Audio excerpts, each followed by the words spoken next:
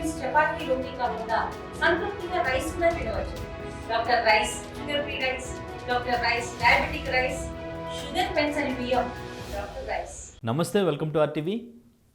దాదాపు 14 సంవత్సరాల తర్వాత తెలంగాణ ప్రభుత్వం ఇప్పుడు నంది అవార్డ్స్ను గద్దర్ అవార్డ్స్గా పేరు మార్చి ఇండస్ట్రీకి అవార్డ్స్ ఇవ్వబోతుంది. సో దీనికి సంబంధించి లిస్ట్ను కూడా ఈరోజు రిలీజ్ చేయడం జరిగింది. సో బెస్ట్ యాక్టర్గా అల్లు అర్జున్ అయితే అవార్డును గెలుచుకున్నట్టు ప్రకటించడం జరిగింది. అండ్ ఇంకా బెస్ట్ ఫిలిం కల్కి. సో ఇలా అవార్డ్స్ సో ఎవరైతే గెలుచుకున్నారో సో వాళ్ళందరినీ కూడా లిస్ట్ ఈరోజు అనౌన్స్ చేశారు.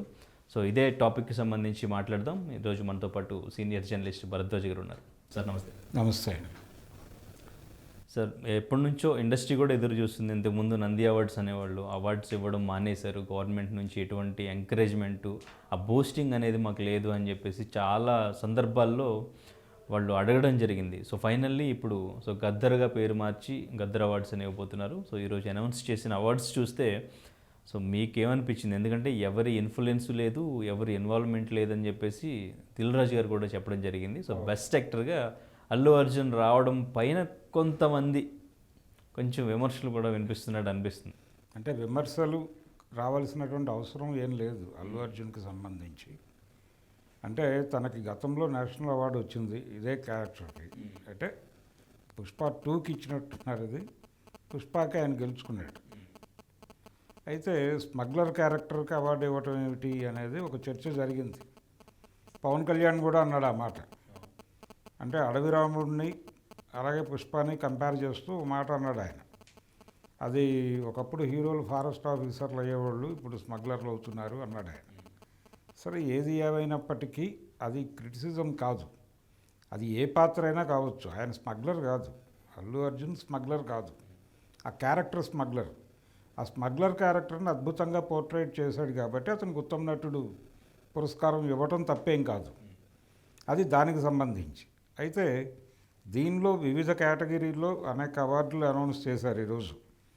కొంత నిర్మోహమాటంగానే వెళ్ళినట్టుగా కనిపిస్తుంది. పర్టికులర్గా 35 సినిమాకి గాను, ఇది చిన్న కథ కాదు అనేటువంటి సినిమాకి గాను నివేదా థామస్కి ఉత్తమ నటి పురస్కారం ఇవ్వటం అనేది సమంజసమే. తను ఆ సినిమాలో చాలా చక్కటి పెర్ఫార్మెన్స్ ప్రదర్శించడం జరిగింది. బాగుంది సినిమా కూడా, ఇన్ టోటల్ బాగుంది. పర్టికులర్గా తను ఒక గృహిణిగా, తల్లిగా ఆ పాత్రను అర్థం చేసుకుని నటించినటువంటి పద్ధతి చాలా బాగుంది. ఆవిడకి ఆ పురస్కారం రావటం అనేది సమంజసమే. దానిలో ఎటువంటి భిన్నాభిప్రాయం, భేదాభిప్రాయానికి తావులేదు. కానీ ఇంకా కొన్ని అవార్డ్స్ ఉన్నాయి. చారిత్రక చిత్రము అనే నేపథ్యంలో రజాకార్ అనే సినిమాకి అవార్డు ఇవ్వటం అనేది దారుణమే. ఎందుకు దారుణం అంటున్నానంటే, ఈ పురస్కారాలకి గద్దర్ పురస్కారాలు అని ప్రకటించింది ప్రభుత్వం. గద్దర్ అనేటువంటి ఒక వ్యక్తికి కొన్ని రాజకీయ అభిప్రాయాలు ఉన్నాయి. గద్దర్ అనేవాడు ఒక వ్యక్తిగా ఈ సమాజంలో ఒక ముద్ర వేసినటువంటి వ్యక్తి. అతనికి కొన్ని రాజకీయ అభిప్రాయాలు ఉన్నాయి. సామాజికంగా అతను కొన్ని వర్గాలకు దూరంగా ఉంటూ వచ్చాడు. ఇక్కడ ఈ రజాకార్ అనేటువంటి సినిమా ఆయన రాజకీయ అభిప్రాయాలకి, ఆయన కలిసి తిరిగినటువంటి సమూహాల అభిప్రాయాలకి పూర్తి భిన్నమైనటువంటి సినిమా అది. అంటే ఒక రకంగా రైట్ వింగ్ ఐడియాలజీని ప్రమోట్ చేయడం కోసం తీసినటువంటి ఒక ప్రాపగాండా సినిమా అది. కాశ్మీర్ ఫైల్స్, అలాగే కేరళ స్టోరీ ఇత్యాది చిత్రాలు ప్రాపగాండా సినిమాలుగా మనం మార్క్ చేసినటువంటి సినిమాల జాబితాలో వచ్చిన సినిమా అది. ఏది? రజాకార్. ఆ రజాకార్ అనే సినిమాలో వ్యక్తం చేసినటువంటి అభిప్రాయాలకి గద్దర్ ఏమాత్రమూ ఆమోదించుండేవాడు కాదు. ఆయన జీవించుంటే ఖచ్చితంగా ఆయన విమర్శించేవాడు. ఎందుకంటే ఆయన కూడా తెలంగాణ సాయుధ రైతాంగ పోరాట నేపథ్యంలో వచ్చినటువంటి ఒక సినిమాలో అంతర్భాగంగా ఉన్నాడు, మా భూమి అనే సినిమాలో. అయితే ఈ సినిమా టోటల్గా భిన్నమైనటువంటి కథాంశంతో నడిచింది. ఇందులో కూడా తెలంగాణ సాయుధ రైతాంగ పోరాట గురించినటువంటి విశేషాలు ఇవన్నీ ఉన్నాయి. చాకల ఇలమ్మ, ఈ కథలన్నీ ఉన్నాయి. కానీ దీనిలో ఒక రకంగా ముస్లిం వ్యతిరేకతని రెచ్చగొట్టేటువంటి ప్రయత్నాలు ఎక్కువ జరిగినాయి. ఇక్కడ గమనించాల్సింది ఏంటంటే, రజాకార్ సైన్యంలో టోటల్గా ముస్లింలు లేరు, మెజారిటీ హిందువులే ఉన్నారు అనేటువంటి ఒక వాస్తవాన్ని మరుగున పరచడానికి శతవిధాలా ప్రయత్నం చేశారు. అందులో భాగంగానే ఈ సినిమాలో కూడా అదే విషయాన్ని ప్రమోట్ చేయడానికి ట్రై చేశారు. రజాకార్ల సైన్యం అంతా కూడా దొరల సైన్యమే. దొరలందరూ హిందువులే తెలంగాణలో. ఈ ఒక్క వాస్తవాన్ని మరుగుపరిచి రెండు మతాల మధ్య విద్వేషాన్ని రేపేటువంటి ప్రయత్నంలో భాగంగా ఈ రజాకార్ అనేటువంటి సినిమాని కాసిం రజ్వీని విలన్గా ప్రదర్శిస్తూ సినిమా తీశారు. కాసిం రజ్వీ దుర్మార్గాలు చేయటం అనే విషయంలో ఎవరికి భేదాభిప్రాయం ఉండాల్సినటువంటి అవసరం ఏం లేదు. ఆ గొడవ వేరు. అలాగే నిజాం నవాబుని పాకిస్తాన్లోకి వెళ్ళిపోదామని ప్రేరేపించింది కూడా రజ్వీనే. అయితే ఇక్కడ మతం మారటం అనేది కూడా జరిగింది. అంజుమన్లు జరిగినాయి. ఇక్కడ అంజుమన్ అంటారు దాన్ని. అంజుమన్లు జరిగినాయి. కానీ ఆ మతం మారినటువంటి వాళ్ళందరూ కూడా హిందువులు, కింది కులాల వాళ్ళు మళ్ళీ సరైన పని దొరక్క తిరిగి మళ్ళీ గర్వాపసి వచ్చారు. ఆర్య సమాజ్ శుద్ధి కార్యక్రమం చేసి వాళ్ళందరినీ మళ్ళీ వెనక్కి తీసుకొచ్చింది. ఇలా తెలంగాణ సమాజంలో చాలా స్పష్టమైనటువంటి, చాలామందికి తెలిసినటువంటి చారిత్రక విషయాల్ని మరుగుపరిచి తీసినటువంటి ప్రాపగాండా సినిమా అది రజాకార్. దానికి గద్దర్ పురస్కారం ఇవ్వటం అనేది చాలామంది సామాజిక రంగంలో పనిచేస్తున్న వాళ్ళని గాయపరిచింది. ఆల్రెడీ సోషల్ మీడియాలో దాడులు జరుగుతున్నాయి, విమర్శిస్తున్నారు. దానికి సమాధానం చెప్పాల్సినటువంటి అవసరం ఆ కమిటీకి ఉంది. అలాగే ఆ పురస్కారాలను ఆమోదించినటువంటి ప్రభుత్వానికి కూడా ఉంది. ఇది ఆ సినిమాకి సంబంధించి, రజాకార్కి సంబంధించి 3 అవార్డులు వచ్చినట్టున్నాయి. ఒకటేమో హిస్టారికల్ మూవీ అనే పద్ధతిలో ఒక అవార్డు ఇచ్చారు. ఇంకోటి మ్యూజిక్ డైరెక్టర్కి ఇచ్చారు. తర్వాత ఇంకొక పురస్కారం ఏదో దక్కింది ఆ సినిమాకి. మొత్తం 3 పురస్కారాలు దక్కినట్టుగా ఉంది. ఇది రజాకార్ వ్యవహారానికి సంబంధించి. అలాగే కల్కి సినిమాకి ఉత్తమ చిత్రంగా ఇచ్చారు, మొదటి ఉత్తమ చిత్రంగా. అంటే పాత రోజుల్లో నందులు ఉన్నప్పుడు బంగారు నంది, కాంస్య నంది, రజత నంది అని 3 కేటగిరీల్లో ఉండేవి అవార్డులు. ఇక్కడ బంగారు గద్దర్ అనాల్సి వస్తుంది ఇప్పుడు. అంటే కల్కికి బంగారు గద్దరు, తర్వాత కాంస్య గద్దరు ఇంకొక సినిమాకి ఇచ్చారు. తర్వాత స్టాక్ మార్కెట్ నేపథ్యం లక్కీ భాస్కర్కి దక్కినట్టుంది. ఇలా ఈ 3 కేటగిరీల్లోనూ 3 సినిమాలని ప్రకటించారు. బాగానే ఉంది, ఓకే. కల్కికి సంబంధించి కూడా ఇదే సమస్య. కల్కి ఎలా ప్రభావితం అయింది అంటే, కల్కి అనే సినిమా ఎలా ప్రభావితం చేసింది ఈ కమిటీని అనేది ఒక ప్రశ్నార్థకమైనటువంటి వ్యవహారం. ఇది మహాభారత నేపథ్యంలో నడిచినటువంటి ఒక ఫిక్షన్ స్టోరీ. మహాభారతంలో క్యారెక్టర్ ఇందులో కనిపిస్తాయి, కానీ ఈ కథ మహాభారతంలో ఉన్నది కాదు. ఇది ఒక ఫిక్షనల్ స్టోరీ, మాయాబజార్ లాగా ఇది ఒక సినిమా. ఈ సినిమాలో ఏ విలువలు ప్రతిపాదించారు, ఏం చెప్పారు అనేది, అంటే కేవలం కలెక్షన్స్ మరొకటి చూసి ఇచ్చారా, లేకపోతే అందులో ఏం చూసి ఇచ్చారా సినిమాకి? పొట్టేల్ సినిమా వేరు, అందులో కొంత కంటెంట్ ఉంది. అందులో కూడా అది కూడా ఒక రకంగా పీరియాడికల్ మూవీనే. అంటే 60-70 ప్రాంతాల్లో తెలంగాణలో పటేల్ పట్వారీ వ్యవస్థ బలంగా ఉన్న రోజుల నాటి ఒక కథ అది. ఆ సినిమా కొంచెం నిజాయితీతో తీసినటువంటి సినిమాగానే కనిపిస్తుంది థియేటర్లో సినిమా చూసినప్పుడు. కానీ కల్కి ఏ రకమైనటువంటి ప్రభావం వేరేది, ఒక ఎంటర్టైన్మెంట్ కూడా అంత బలంగా లేదు దానిలో. ఏదో రకరకాల సెట్టింగులు, హడావిడి ఏదో జరుగుతూ ఉంటుంది, కానీ యాక్చువల్గా థియేటర్లో కూర్చున్నటువంటి ప్రేక్షకుడు పూర్తి స్థాయిలో ఎంటర్టైన్ అయ్యాడు అని చెప్పడానికి అలవి కానటువంటి సినిమా అది. ఆ సినిమాని మరి ఉత్తమ చిత్రం కేటగిరీలో ఎలా బంగారు గద్దర్ ఎలా ఇస్తున్నారో వాళ్ళే చెప్పాలి. ఆ తర్వాత ఈ లక్కీ భాస్కర్కి సంబంధించి కూడా కొంత పర్వాలేదు, దానికి ఒక హిస్టారికల్ ఇది ఉంది. అయితే 3 సినిమాలు దాదాపు అలాంటి కథలకే ఇచ్చారు, 3 పురస్కారాలు కూడా. అదొక విచిత్రం. రెండోది పుష్ప కేటగిరీ, తర్వాత కమిటీ కుర్రాళ్ళు, స్పెషల్ జ్యూరీ అవార్డ్స్ ఏవో వచ్చినట్టున్నాయి. కమిటీ కుర్రాళ్ళు తర్వాత పుష్ప, ఈ 2 కూడా మెగా కాంపౌండ్ ఏరియాలో గనక చూస్తే, ఈ ఉత్తమ చిత్రము ఇతర కేటగిరీలో అక్కడక్కడ కొన్ని అవార్డ్స్ కల్కికి వెళ్ళటం, అశ్విని దత్ గారి ఆఫీస్కి వెళ్ళటం, వాళ్ళిద్దరినీ సంతృప్తిపరిచి అలాగే తెలంగాణ నుంచి వచ్చినటువంటి సినిమాలు, తెలంగాణ కంటెంట్తో వచ్చిన సినిమాలకు కూడా కొంత పెద్దపీట వేసే ప్రయత్నం జరిగింది దీనిలో. అది హర్షించదగ్గటువంటి వ్యవహారమే. ఒకటే ప్రాబ్లం ఏంటంటే దీనిలో సీరియస్గా రజాకార్ సినిమాకి అవార్డులు ఇవ్వటం అనేది ఖచ్చితంగా అది సంజాయిషి చెప్పుకోవాల్సినటువంటి సందర్భం. ఎందుకంటే రాహుల్ గాంధీ గారికి చూపించిన ఆయన నో చెప్పి ఉండేవాడు ఈ సినిమాకి. రేవంత్ రెడ్డి గారి కోణంలో చూస్తే అది రైట్ వింగ్ పాలిటిక్స్ని విపరీతంగా ప్రమోట్ చేస్తూ తీసినటువంటి సినిమా. అది దానిలో చరిత్రను వక్రీకరించడం జరిగింది. పైగా వీళ్ళేమో హిస్టారికల్ మూవీ అని అవార్డు ఇచ్చారు, అదేమో వక్రీకరణ ఉంది ఆ సినిమాలో అధిక భాగం. అందుకని వక్రీకరణలు చేసినటువంటి సినిమాకి ఎలా అవార్డు ఇస్తారు అనేది ఒక విమర్శించదగ్గ పాయింట్. అది దానికి వాళ్ళు ఎలా సమాధానం చెప్తారనేది చూద్దాం.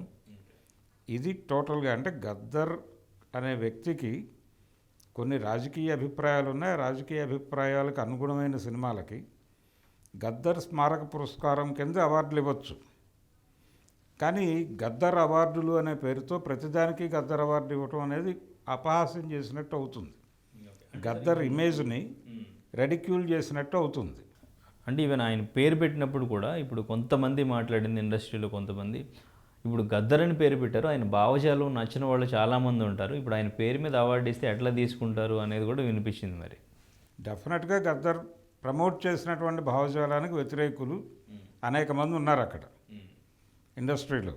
మరి వాళ్ళు ఇబ్బంది పడే సందర్భం ఉంది కదా, లేదని నేను అంటలేదు. కాకపోతే ఏంటంటే ఇక్కడ గద్దర్ అనేటువంటి ఒక వ్యక్తి పేరుతో అవార్డులు కాకుండా వ్యక్తి పేరుతో ఇచ్చేటప్పుడు ఆయన భావజాలానికి దగ్గరగా ఉన్నటువంటి సినిమాలకి గద్దర్ స్మారక పురస్కారం ఇవ్వచ్చు.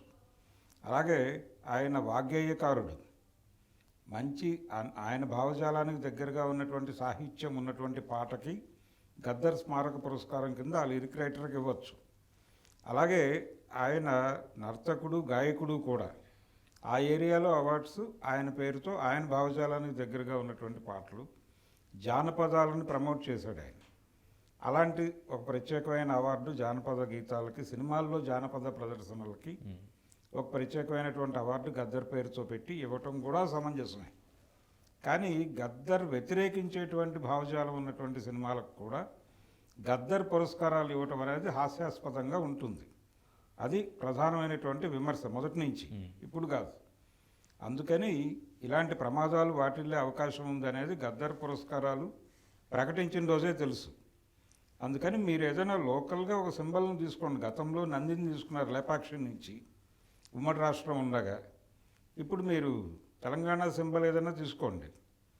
ఇప్పుడు పాలపిట్ట అవార్డ్స్ అనండి, లేదంటే కనుక అక్కడ వరంగల్లో ఉన్నటువంటి కాకతీయ దీని రిమెంబరెన్సెస్లో దాన్ని తీసుకోండి.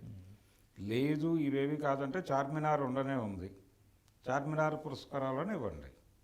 అప్పుడు ఈ క్రిటిసిజం ఉండదు. మీరు ఎలా చేసుకున్నా ఎవరికి అభ్యంతరాలు ఉండే అవకాశాలు లేవు. గద్దర్ని సినిమా అకౌంట్లో గౌరవించాలి అనుకున్నప్పుడు ఆయన భావజాలానికి దగ్గరగా ఉన్న సినిమాలకి, పాటలకి, అలాగే డ్యాన్సులకి, వీటికి సంబంధించి ప్రత్యేకమైనటువంటి పురస్కారాలు గద్దర్ పేరుతో ఇవ్వండి ఆ 3-4 కేటగిరీల్లో. అప్పుడు మీరు సముచితమైనటువంటి గౌరవం ఇచ్చినట్టు అవుతుంది ఆయనకి. అలా కాకుండా వెళ్ళటం వల్ల ఇప్పుడు రజాకార్ లాంటి సినిమాలకి అవార్డ్స్ వస్తాయి. ఇప్పుడు రేపు గద్దర్ పేరుతో ఉత్తమ హాస్య చిత్రం అంటే గద్దర్ ఉత్తమ హాస్య చిత్రం అనేది అంత హాస్యాస్పదంగా ఉంటుంది ఆ వాక్యం వినటానికే. ఇది ఇబ్బంది దీనిలో. దాన్ని ప్రభుత్వం అర్థం చేసుకోవాలి ఒకటి. రెండోది, ఇక్కడ అవార్డులు ప్రకటించేశారు, అయిపోయింది. ఏపీ గవర్నమెంట్ పరిస్థితి ఏంటి అనేది ఒకటి ముందుకు వస్తుంది ఇప్పుడు ప్రశ్న. వాళ్ళు కూడా ఇవ్వాలి కదా అవార్డులు, వాళ్ళే సినిమాలకు ఇస్తారు అనేది ఒక గొడవ. అక్కడ పవన్ కళ్యాణ్ గారు ఉన్నారు ఉప ముఖ్యమంత్రి హోదాలో. మరి వారు పుష్పకి ఇవ్వకపోతే ఇంకో సినిమాకి ఇస్తే అది ఉత్తమ చిత్రం అనుకోవాలా, ఇది ఉత్తమ చిత్రం అనుకోవాలా, ఏమిటి అనేది ఒక గొడవ వస్తుంది కదా. ఇప్పుడు అల్లు అర్జున్కి ఇక్కడ ఇచ్చారు, అక్కడ ఇంకెవరికో ఇవ్వచ్చు, ఇంకొక నటుడికి ఎవరికో ఇవ్వచ్చు. ఇదొక గొడవ. అయితే దీనికి నేను చెప్పేది ఏంటంటే, తెలంగాణ తెలుగు, ఆంధ్ర తెలుగు అని తెలుగులో డివిజన్ తీసుకుని రాజ్యాంగ కమిటీల దగ్గరికి వెళ్తే దాన్ని ఆ పద్ధతిలో నోటిఫై చేయించుకోవడానికి ఛాన్సెస్ ఉన్నాయి. అలా చేసుకుని అలా చేసుకోవడం వల్ల ప్రయోజనం ఏంటంటే జాతీయ పురస్కారాల్లో ఉత్తమ ప్రాంతీయ చిత్రానికి అవార్డు ఇవ్వాల్సి వచ్చినప్పుడు ఉత్తమ ప్రాంతీయ చిత్రం హోదాలో తెలంగాణ తెలుగుకి ఒక అవార్డు, ఆంధ్ర తెలుగు సినిమాకు ఒక అవార్డు ఇస్తారు. 2 అవార్డులు 2 ప్రాంతాలకే వస్తాయి. అలాంటి ప్రయత్నం చేయవచ్చు. కానీ రాష్ట్రం విడిపోయినా కానీ ఇప్పటికీ సమైక్య ఆలోచన విధానంతోనే సినిమా ఇండస్ట్రీ వ్యవహరిస్తోంది. ఇక్కడ తెలంగాణ ఉద్యమ కాలం నుంచి ఇప్పటివరకు చూస్తే అంటే సినిమా రంగం టోటల్గా ఆంధ్ర వాళ్ళు కబ్జాలో ఉంది అని బలంగా మాట్లాడారు ఆ రోజుల్లో. తెలంగాణ ఏర్పడిన తర్వాత తెలంగాణ సినిమా ఎక్కడొచ్చిందో అసలు రాలేదు కదా. ఈ పొట్టేళ్ళు లాంటి కొన్ని వ్యక్తిగతమైనటువంటి ప్రదర్శనలు జరిగాయి తప్ప ఒక ప్లాన్డ్గా వ్యూహాత్మకంగా తెలంగాణ సినిమాని ఎమర్జ్ చేయాలి అని ఉద్యమ కాలంలో బలంగా మాట్లాడిన డైరెక్టర్లు అందరూ ఏమైపోయారు? ఎన్ శంకర్ వీళ్ళందరూ ఇప్పుడు ఎవరు 14 ఏళ్ల నుంచి సినిమా తీయలేదు కదా ఆయన. ఇది ఒక సమస్య ఉంది. దాని మీద కూడా దృష్టి కేంద్రీకరించాల్సి ఉంటుంది ప్రభుత్వం సీరియస్గా. ఓకే, అందుకని ఈ అవార్డులు ఇప్పుడు ఆంధ్రాలో అవార్డ్స్ ఇస్తారా లేదా అనేది కందులు దుర్గేష్ గారిని ఎవరైనా అడిగితే బాగుంటుంది ఈ సందర్భంలో. ఓకే. అయితే ఇప్పుడు అల్లు అర్జున్ ఈ బెస్ట్ యాక్టర్ అవార్డు తీసుకోవడం ఇంతకుముందు అంటే థియేటర్ ఇష్యూ జరిగినప్పుడు అప్పుడు కూడా చాలా కాంట్రవర్సీ అయింది. సో సంజయ్ థియేటర్ ఇన్సిడెంట్ సందర్భంగా ఆయన అరెస్ట్ చేశారు. ఆయన ఒక రాత్రి జైల్లో గడిపాడు. ఒక రాత్రి గడిపాడు కాబట్టి ఆయన ఖైదీ స్టేటస్ వస్తుంది. అటువంటి వ్యక్తికి ఇప్పుడు ఉత్తమ నటుడు పురస్కారం ఇవ్వటం ఏమిటి అనేది మీ ప్రశ్న అయి ఉండొచ్చు. అంతే కదా. అయితే అంటే దాన్ని కాంపన్సేట్ చేయడానికి అవార్డు ఇచ్చారా అనేది చాలామంది మాట్లాడుతోంది. ఆ అరెస్టును కాంపన్సేట్ చేయడానికి అవార్డుతో దాన్ని సరిపుచ్చారు, ఉత్తమ నటుడి పురస్కారం అలా దక్కింది ఆ అకౌంట్లో అనేది చాలామందిలో ఒక అభిప్రాయం ఉంది. కానీ అది కరెక్ట్ కాదు. అంటే నటుడిగా అతని పెర్ఫార్మెన్స్ని ఇవ్వచ్చు. అసలు స్మగ్లర్ క్యారెక్టర్ చేసినంత మాత్రాన అవార్డు ఇవ్వకూడదు అనే సిద్ధాంతం, ఆలోచన ధోరణే తప్పు.